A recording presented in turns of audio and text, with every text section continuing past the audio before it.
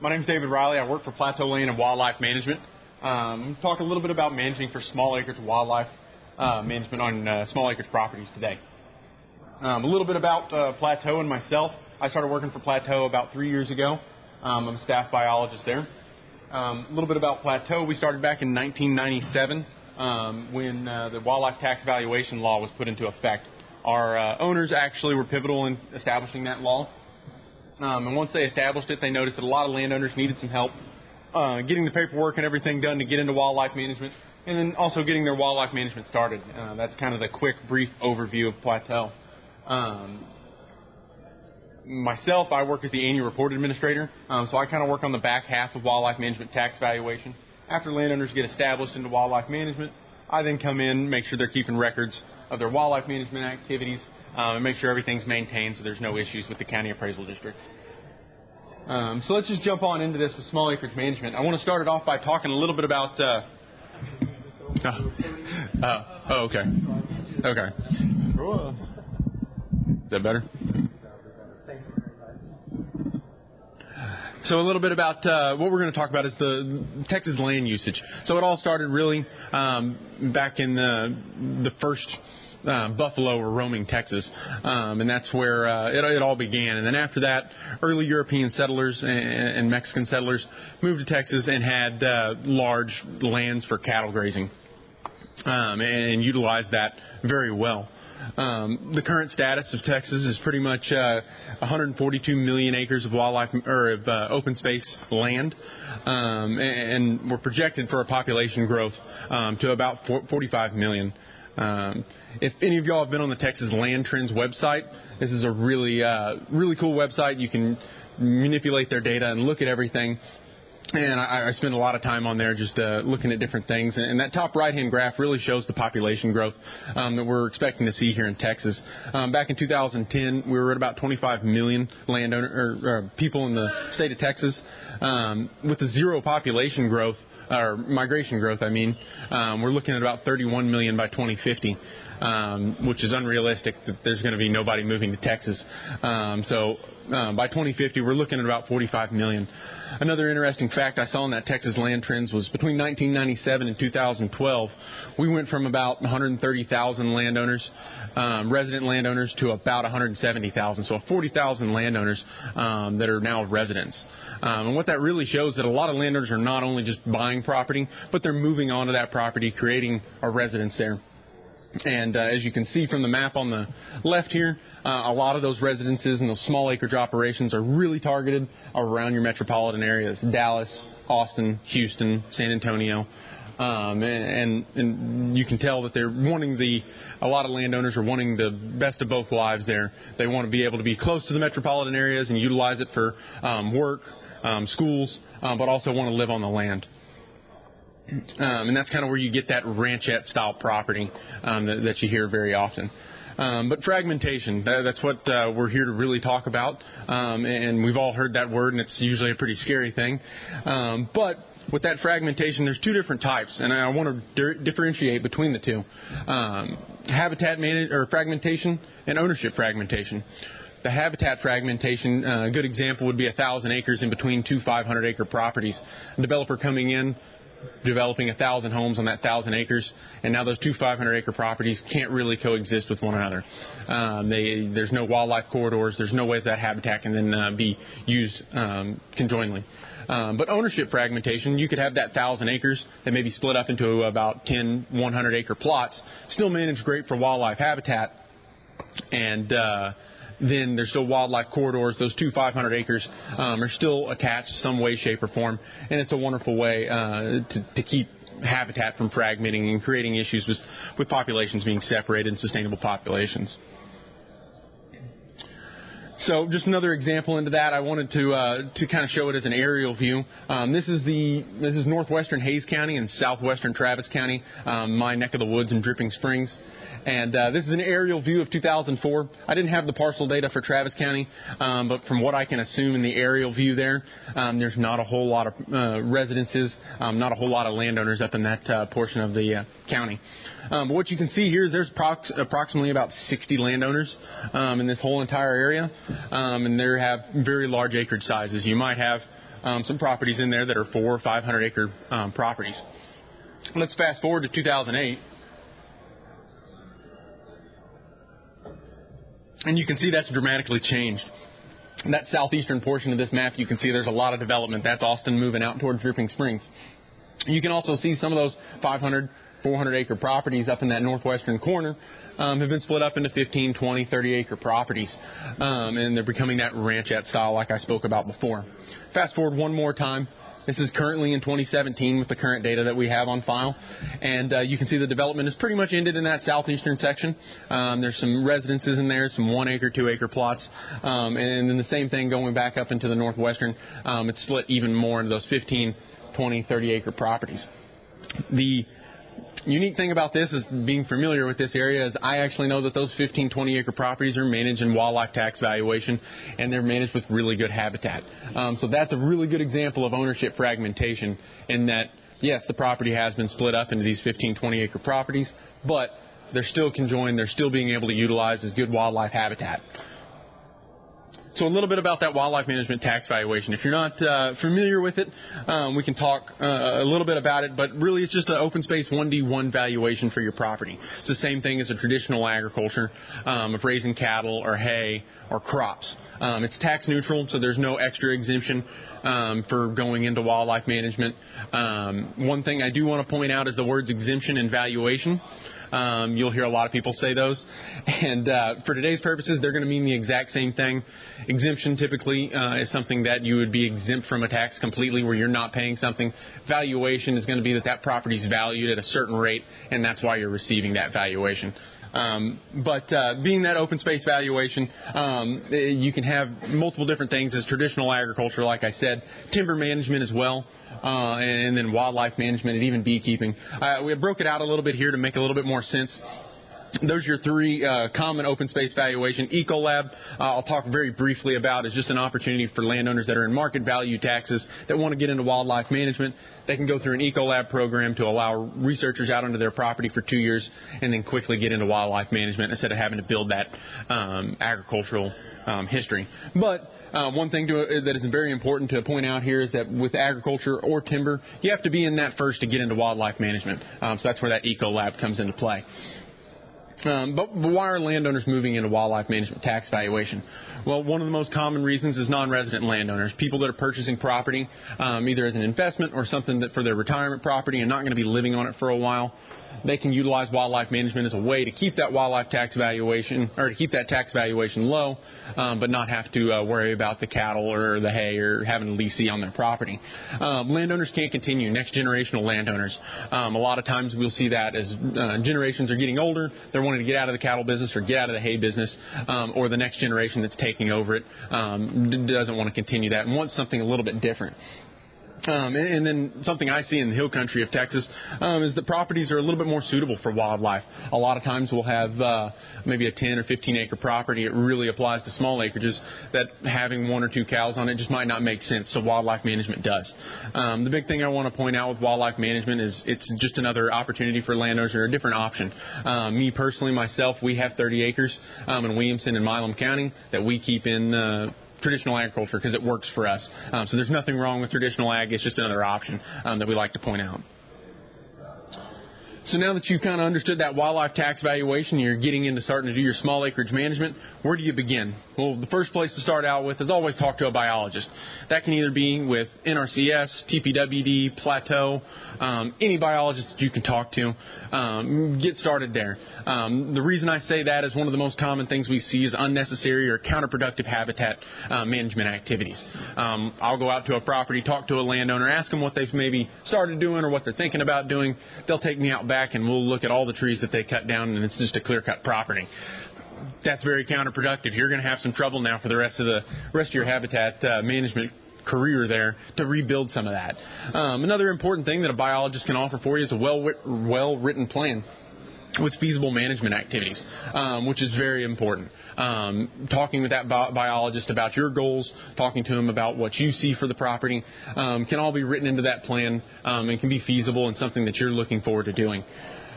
detailed habitat descriptions. As we get through this presentation, I'm going to talk a little bit about different habitats, and having those initial habitat descriptions of what your property looked like when you first went into wildlife management can be really helpful in seeing the progression of that habitat change over time. And then the best part about having a biologist on your property is it's a great time to ask questions. That's the best part about my job. I love that, where I get to answer questions and help out landowners that are really proactive and want to do something on their property. And that's what we're here for. I don't know many biologists that aren't going to answer questions. That's what we love to do. Something else to consider is also your time and your economic commitment. If you're going to be living on the property, if you're going to be a non-resident landowner, that's going to change some of your economic and some of your time commitment to some of these activities, as well as buying equipment. With a small acreage property, you're not going to have to go out and buy a dual-wheel John Deere tractor and a 36-foot plow or anything. You're going to be able to do it with the small equipment, but there might be some initial charges up front, getting some feeders set up, some water sources that you may have to start out with. And then will you be conducting those activities or having a third party? If you're going to have someone else come out on the property, that's going to affect that economic commitment a little bit there. So now that you've understood that you want to go into wildlife, you've talked to a biologist, where do you go from there?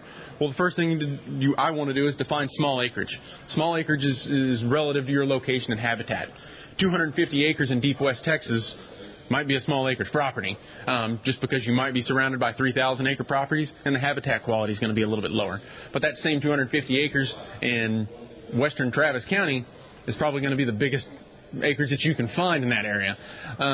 So it's all relative. Everything I'm going to talk about activity-wise today can be extrapolated to large properties, and can also be downgraded to even really small properties, 5, 10 acres. So first thing you want to do is analyze your property. You're going to do that with your biologist. He's going to show you a lot about your plant identification. Knowing your plants is one of the most important things you can do. If you know your plants, you know your habitat, you know your structure, you're able to manage that and manipulate it the way that you need to. Understanding those differing habitat types, like I said, we're going to go through a few of those here in just a few seconds. And then understanding that current and historic usage of your property.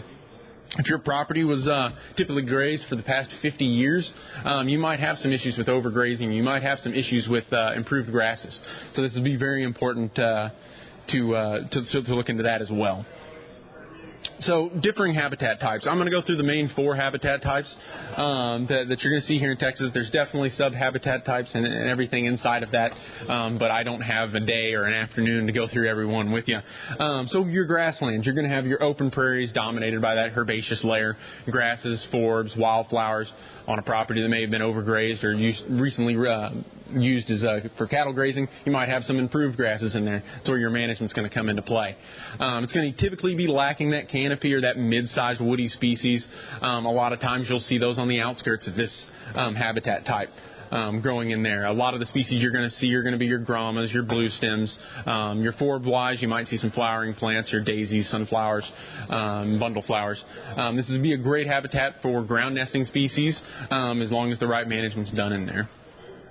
Woodlands, this is one of the most common I see, is the cedar woodlands that you have here. It's going to be usually dominated by oaks, cedars. East of 35, east of the Edwards Plateau, you might run into some evergreen species. Typically, this is lacking some herbaceous cover, maybe. Just kind of depends upon how thick that canopy cover is above. But it's a wonderful habitat for your raptors, owls, other songbirds as well. But it definitely needs some management in there. You might be lacking that mid or understory. Savanna shrubland, that's kind of the mix of the last 2 that we talked about. It's going to be a patchy mix between that grassland and woodland. You're going to have some of that understory, mid-story growth, and a lot of your shrub-like species are going to be in there. It can be wonderful habitat for wildlife because they'll be able to utilize some of this areas for escape cover, but they've also got some good herbaceous cover out there they can utilize for food and other seed purposes. And then riparian wetlands, one of the most important, I feel. But these are going to be habitats along creeks, drainages, rivers, wet weather draws, springs. And it's typically a combination of those woody species, shrubs, and herbaceous cover. And it's usually one of the most prolific you'll see. As you can see from that photo, it's really overgrown, but it looks wonderful. Some special considerations here on this is the reason I say that is because a lot of times this habitat type may be one of the smallest ones you can find on your property, but it's probably one of the most productive, just because it has that water element involved in it. So maintaining your riparian and wetland habitats are wonderful. It can be great for your wildlife on your property. So now you're understanding a little bit about your habitat. Where do you go from there? Well, then you start to develop a target species. Things to consider when developing that target species: sustainable population size is going to be very important. Feasibility, both economically and environmentally, as well as anything that's important to you. You don't want to pick a target species or something that you want to do that's not very important to you, because you're not going to be motivated to do the activities and stick with it. So some of the most common things I hear for target species is white-tailed deer and northern bobwhite quail. Wonderful target species for wildlife management. I do want to remind everybody we're talking about small acreage management, so this is going to be a little bit different. So I want to go forward a little bit on this slide. These are the same two maps that we looked at earlier from 2004 and 2017. As you can see here, I've got two circles. One of them is about quail, one of them is about white-tailed deer.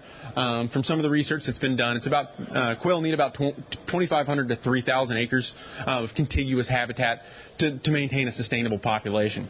Looking back in 2004, you can see that that's about 60 acres or 60 landowners with approximately 200 acres owned apiece, and that's a little bit more feasible. You can have those 60 landowners maybe doing really good wildlife management on that properties, and you're able to have a good sustainable population in that area. Fast forward to 2017, that same area is 545 landowners, averaging at about 22 acres apiece. That's a lot harder to manage than it is that 200 plus acres. There's definitely going to be some habitat fragmentation. There's going to be some spots where the population can't move throughout there, and there's going to be just areas where they're going to be separated that can make that very difficult. It's not saying that you're not going to manage for deer or not manage for quail, but they might not be your primary target species. Other issues with some target species that I hear is feral hogs. It's not really a target species. You're definitely going to manage them, but you're not going to be managing for them. So there's a big difference there. Same thing with exotic species. If you got exotic species on your property, you're definitely going to be managing them, but you might not want to have them as your primary target species. And then lastly, every living species on my property. I hear that very often. It's wonderful that landowners want to be very proactive and help out as much as they possibly can, but being that broad can make your management very, very difficult. And I heard this from a biologist a couple weeks ago out of Idaho. If everything's important, nothing's important. And that's a really good point there, is that if you got to focus it down to something, and that can definitely help your management out. A lot of these activities we're going to talk about really roll over to multiple different species, so you're going to be benefiting a lot of different things. So some options for small acreage management. Most commonly, songbirds, owls, doves, waterfowl. Wonderful species to manage on small acreage. Doesn't require a whole lot of acreage to do some of those activities, such as supplemental water, maybe some supplemental feed activities for them. Some of your uncommon that not a whole lot of people think about are your pollinators. That's wonderful to do management for them. Planting some seeding plants or some pollinating plants for them to utilize is great. And then some of the even more uncommon, such as small mammals and reptiles and amphibians. That's wonderful things to manage for very easily on small properties.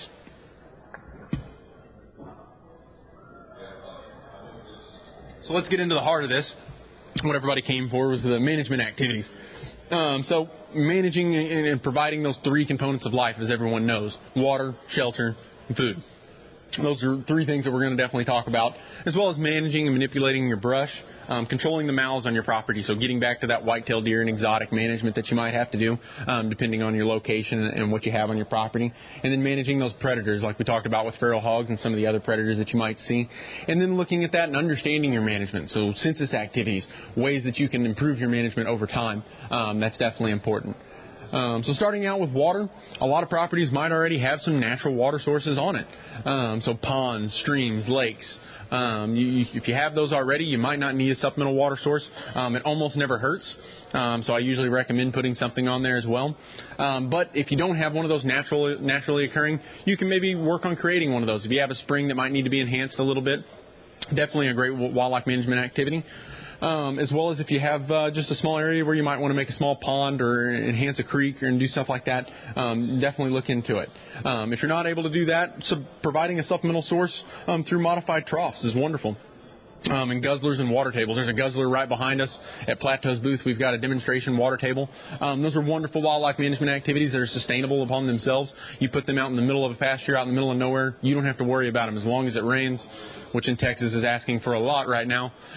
But you'll still have water, and the wildlife are able to utilize them. One thing on that modified trough in that top right-hand corner, it's a great setup. One thing I would recommend, though, is installing some type of ramping system. That can be something just as simple as rocks or bull panel, just to allow the wildlife to get inside, as well as something on the inside to let them get out. You don't want to have a bunch of ringtail cats or squirrels or something drowning in your water trough. So that's a wonderful way. An economical supplemental water activity is the one on that bottom right-hand corner. Overflow of a trough or a windmill or a cistern. It's a wonderful, easy activity. Not much involved other than just moving the float a little bit. And it can provide wonderful water habitat for the wildlife, as well as the way that Dr. Dale Rollins puts it. It can create a wildlife oasis. There's going to be different plant life. There's going to be a lot of insect growth. There's going to be a lot of different things that are going to move to that area where you've got that wetland area, as I would like to call it. And they're going to utilize that very well. So that's an easy, economical activity for supplemental water. Supplemental food. The first thing that comes to mind when I mostly talk about supplemental food is your 55-gallon drum with corn in it or with your scratch grains in it, which is still a wonderful activity, but you don't have to always go to that. We have different options such as turkey feeders, hanging feeders, ground feeders that can be utilized. Offering some type of higher protein source for wildlife is very important. Something even as simple as nectar and hummingbird feeders can be utilized, and that's a wonderful activity for them as well. Something else to think about whenever you're looking at supplemental food is not only just supplying those grains for wildlife, but also supplying some type of year-round food source, native food source. One way of doing that is plant succession, so doing the disking, the mowing, prescribed fire. Those are wonderful activities to conduct on your property that can help landowners utilize or help you create those natural food sources that may not be around during the summer or in the winter.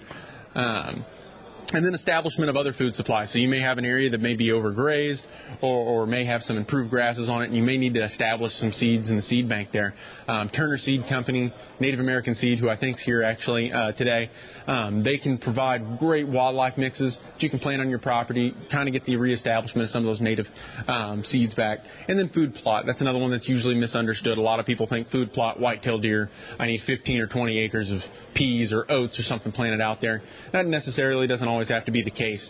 You can plant your property with some maybe a half an acre of just some flowering or seeding plants that can be utilized by your wildlife, be utilized by pollinators. So there's plenty of different options there for supplemental feed. And to round out the three basic components of life, providing shelter for wildlife.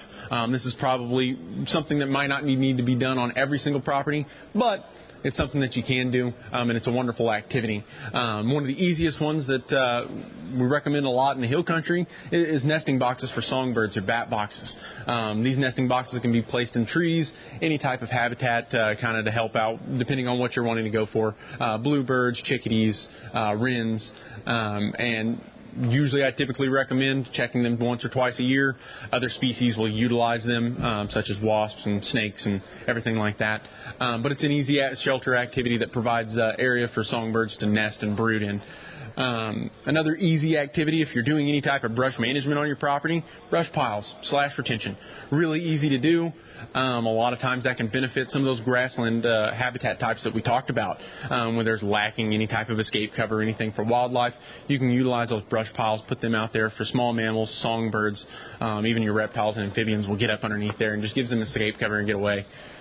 Strip mowing. So we talked about that as being a supplemental food activity. It can also be a supplemental shelter, kind of in the same fact of that whenever you go out there and you strip mow an area, you're going to set back that plant succession, allow different forb growth, different plant growth in that area, and it's going to create kind of just a different habitat. And depending on when you do it and the different times of the year, you can get different growth, different heights, and it can be a wonderful habitat for ground nesting birds. Snag management, that's another one that's oftenly overlooked. And typically what that is, or since 2011, a lot of landowners have lost a lot of trees due to the drought. Snag management is just a way for you to establish those dead trees and leave them there for use for raptors, owls, songbirds will utilize that as shelter. It's a really easy, economical activity because you really don't have to do much other than just monitor and maintain those snags. So it's a really good activity on your property if you're trying to keep it economical for you. So after we finished up those three basic components, I'm going to talk a little bit about brush management. One of the big things to talk about when you talk about brush and you talk about habitat is diversity is key. It's very important that you don't have a monoculture, you don't have just a straight group of one plant and you're lacking in some of those habitat structures. You might be lacking that mid-understory or herbaceous growth. So brush management is one way to kind of deal with that. Manipulating that structure can benefit wildlife.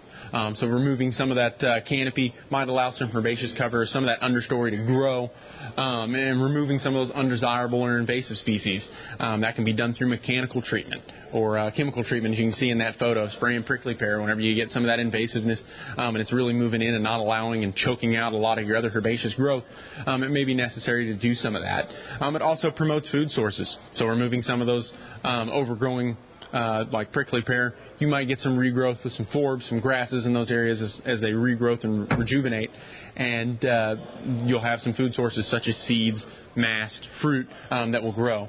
As well as it provides that supplemental shelter. A lot of these activities are all interconnected some way, shape, or form, and a lot of activities that go for one thing can also help out with another. Shallow disking, as we spoke about before, setting back that plant succession a little bit. One thing you'll also see with that is it increases insects and increases a food source in that area as well. And like I spoke about before, timing really matters. A really good video to look at is with AgriLife Extension. They have a photo or a video with Dr. Dale Rollins where they show a little bit of shallow disking in an area. He shallow disked in about mid-August or so, and then he also went over about 10 feet from that, and about 2.5 months later shallow disked in October. What you can see whenever he comes back and looks at it in November is that one that was disked in August did great, came back with some herbaceous growth, but that one that he did in October came back with about 3.5 foot, 4 foot tall ragweeds. Amazing. And it's literally 10 feet apart. So all about timing really matters with plants. One suggestion with any type of disking is experiment with it. Just do a short little disc area and kind of see what it looks like and what it comes back to. And you can definitely just kind of test it out throughout your property and see some interesting things that might come back. And then prescribed burning, as we talked about before, is a wonderful activity for brush management. That is a difficult activity to maybe conduct on small acreages, but working with TPWD, maybe some of your biologists, prescribed fire associations, you can maybe see if that's an activity that you can conduct on your property. Controlling the mouths, so that's getting to that what we talked about, controlling the white-tailed deer, controlling the exotic species, removing those browsers.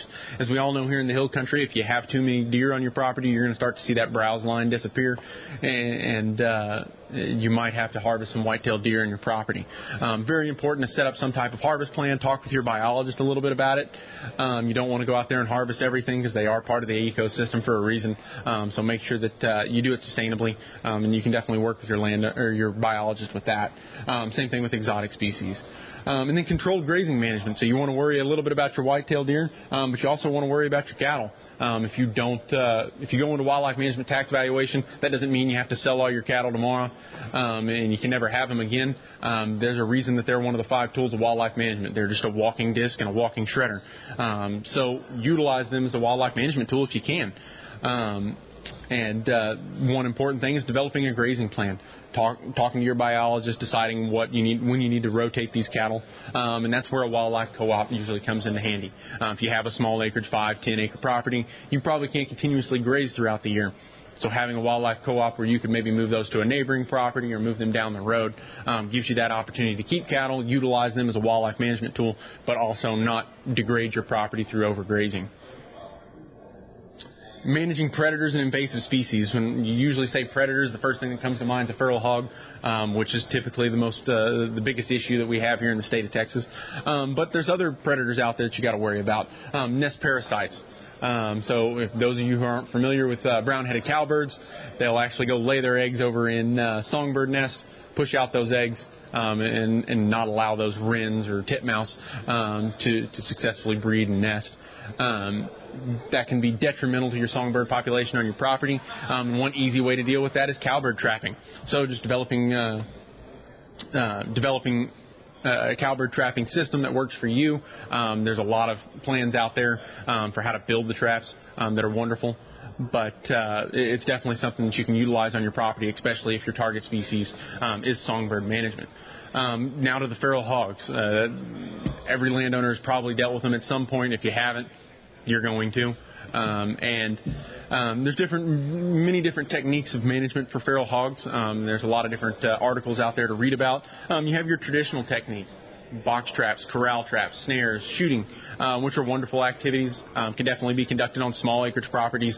Working along with your co-op, you might be able to actually make a dent in their population size around you. Some new technologies that are coming out. Anyone's familiar with the boar buster? If you have a really bad feral hog problem and you've got a little bit of extra money you want to buy on that boar buster, that's a wonderful activity. It's a wonderful product where you can catch a whole sounder at once and actually have an effect on that population. And then some of the other new technologies coming out, such as toxicants, that haven't hit the market but are definitely something that's being talked about in the wildlife world right now. Other invasive predators out there, the imported red fire ant. Everyone's probably familiar with that. Came around 1900. They brought them over here to the United States, and now they've just went everywhere. They can be very detrimental to your songbird population, and we see that very often. So managing something just as simple as the fire ants can be a good wildlife management tool for your property, as well as any non-native or invasive plants. China berry is one thing you'll see a lot of times down in your riparian areas. Going down there and removing some of that can be possible, either doing that through mechanical or chemical control. That's definitely something to talk to your biologist about and see what might be a good plan for that. And then seeing your success. So we talked about that earlier, but every plan should have some form of checks and balances, and that's what a census activity is there for. Something as simple as just recording the wildlife that you see on your property throughout the year can be a wonderful census activity. And recording that wildlife, you can start to see some trends in your wildlife management, start to see some differences, and definitely help you with establishing new wildlife management activities if possible, if needed as well. Other activities such as wildlife camera stations, incidental observations are wonderful. Really any type of measuring can be used. We have a property down in South Texas that I've worked with a landowner before. She really wanted to manage for horny toads.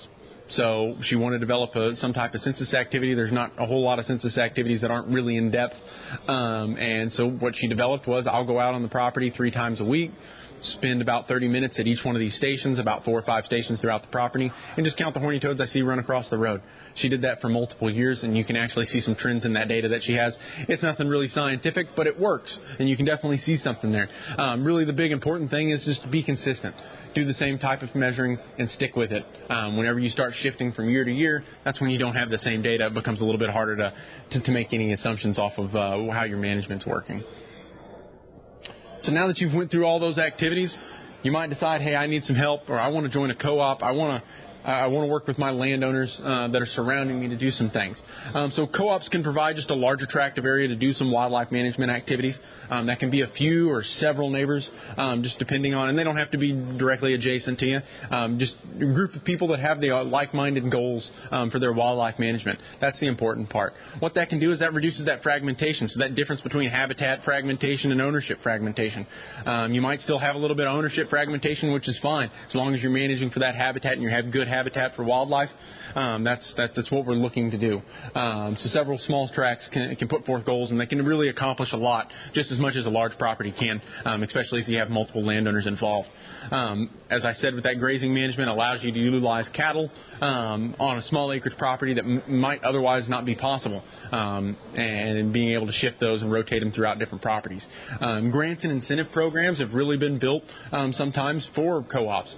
So these co-ops can utilize these grants and incentive programs to do some habitat restoration, grassland restoration. It's really wonderful. NRCS could definitely help out with that, as well as TPWD, some of those programs. And then pooled resources among members. If you've got a landowner that has the disc and has the tractor and he's willing to let other landowners utilize it, that's an easier way to make it a little bit more economical for these small acreage properties. And then it's just a little bit easier where you don't have to, if you got to buy a gallon of Sendero to do some chemical control, you might only use a quart of it. Well, you and the other landowners can utilize that all together and pull your resource and make it a little bit more economical. So in conclusion here, fragmentation is an ever-growing issue here that we're dealing with in Texas. As we plan for nearly doubling the population size, by some data, we know that it's pretty much inevitable that fragmentation is going to happen. But understanding that there is a difference between that ownership and habitat fragmentation, and that there is something that these small acreage management properties are very important to maintaining that ownership fragmentation and not having habitat fragmentation on the property. It's important that you understand your land and habitat while developing your plan. That can definitely help with your management in the future and help you develop different activities to do. And as you progress in your wildlife management, you may need to slow down on some activities and speed up on others, just depending on what's going on. It's very important for us to understand that we as land managers are responsible for protecting the wildlife of Texas and conserving it for future generations. And then lastly, enjoy yourself. That's really what wildlife management is about. Don't choose activities that you don't care for. Don't do things that you may think may overwhelm you. Definitely take your time, go through your wildlife management activities, and make sure it's the things that you want to do and what you want to be there for. So I think that's the end of it. There's my contact info. I'm going to be at booth 107 for a little while with Plateau, but feel free to give me a call, shoot me an email. I'm always around. I think we probably have a few minutes for questions and anything about wildlife management tax valuation. I've got that. I think I've also got some pamphlets in the back for about Plateau, so feel free to stop by and grab one of those. And like I said, I'll be around for another hour or so back there in the back. So any questions about anything? Mark your calendar now for next year's Texas Wildlife Association 34th Annual Convention, coming up July 11th through 14th of 2019 in San Antonio. This is a production of Roland Recording.